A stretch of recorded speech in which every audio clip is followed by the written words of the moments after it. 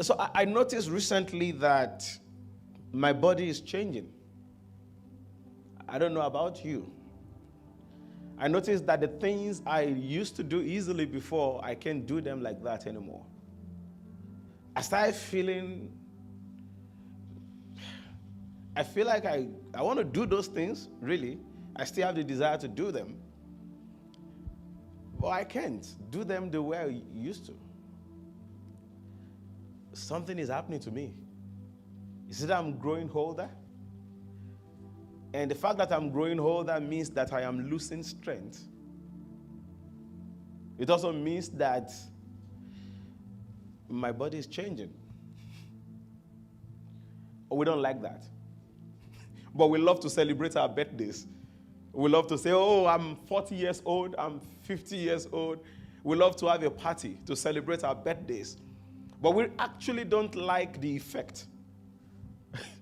We don't like what that does to us. Because the things you can do at the age of 10, you probably won't be able to do it at the age of 20.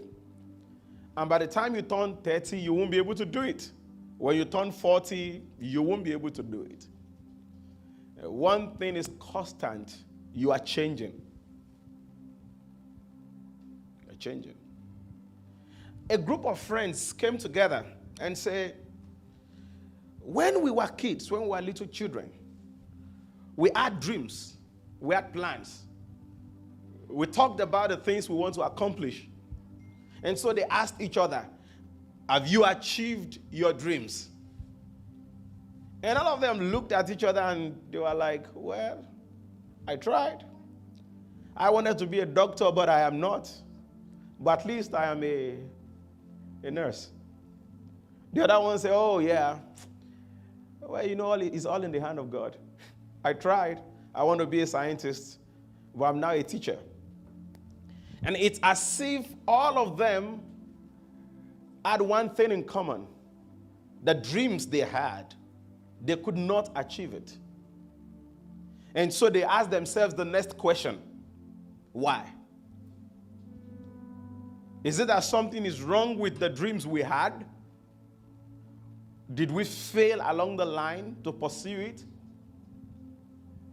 Or did God fail us? And then they all came to a conclusion. Well, we tried our best. It just didn't work out. And then they all asked the third question. They said, what about marriage? What did you dream of when you were thinking about getting married? And at that point, you could actually hear the most deafening silence you will hear, because everybody was just quiet. Nobody wanted to talk. They were all married. They all loved their spouses. But at that point, they felt like, this is not what I want in my marriage. I had a dream. I had a vision. But this is not it. This is not what I was hoping for. So they began to ask themselves, why? So tonight, let's talk. Everybody comes to marriage with desires. Everyone. If you are not married, I know you have a desire in your heart right now. You have a dream. You are thinking about the kind of marriage you want to have. Everyone comes with a desire. Of course, many people, the desire they have when they were thinking of getting married is informed by the various terrible incidents that happened to them as a child. Let me explain. For those who grew up in marriages that are, some homes were like hell.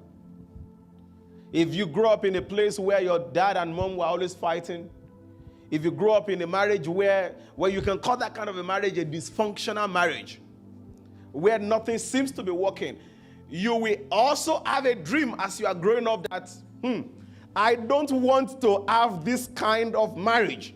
That's a dream. If you grew up in a home where everything is beautiful, you also have a dream. And your dream will be, I think I like what I see in my parents' marriage, so I want it in my own marriage. But everyone have a desire, everyone have a dream, everyone, you have something at the back of your mind as you approach the age of getting married. But not all those dreams come to pass.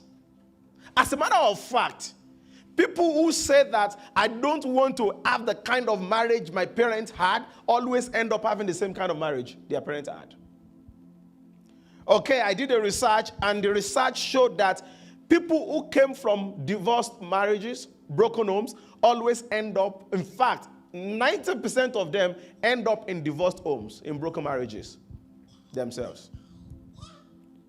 It is not that they don't have the dream to have a great marriage. It's not that they don't have a dream to have a beautiful home. But you see, a dream that is not backed up with understanding will become a nightmare.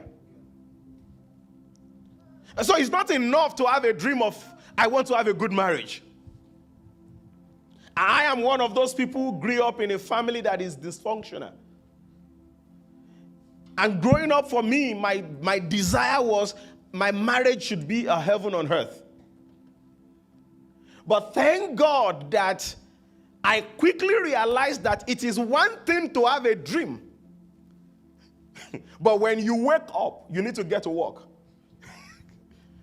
Are you getting what I'm trying to say? Having a dream is not enough. And that's the problem with a lot of people. They have dreams that they are not willing to work on. Oh, I want to have a great marriage. Oh, yes, if wishes were horses. You can wish all you like. You can dream all you like. But it does not stop there. The question is, are you ready to take the steps needed to make that dream a reality? Are you with me tonight?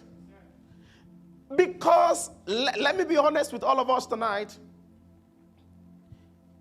My desire is that your marriages will be a heaven on earth.